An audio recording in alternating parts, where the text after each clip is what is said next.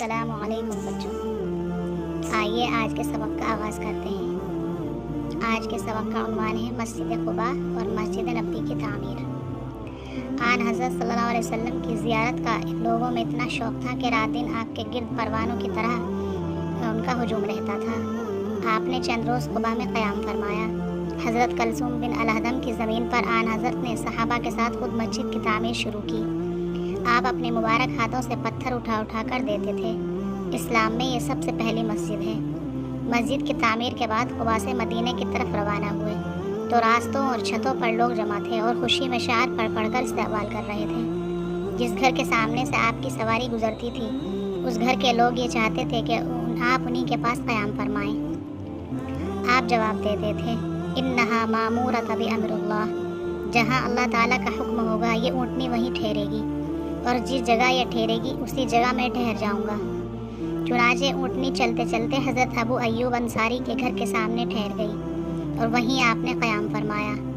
आपकी ऊँटनी जिस जगह ठहरी थी उसी जगह आपने मस्जिद तामीर करने का इरादा फरमाया।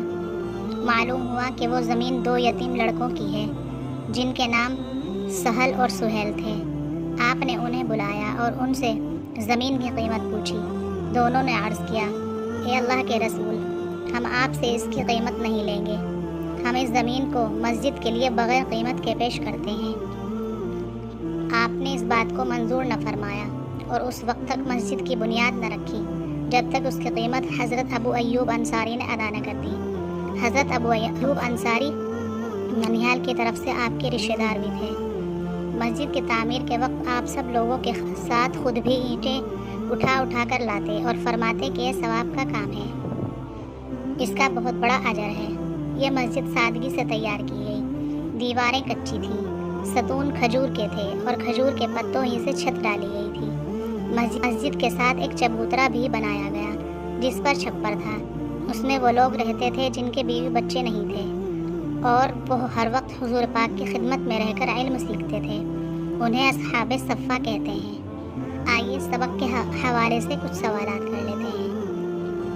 कुबा में आपने किसकी ज़मीन पर मस्जिद की तामीर शुरू की? इस्लाम में सबसे पहली मस्जिद कौन सी है? मेज़बानी के उम्मीदवार लोगों से आपने क्या कहा?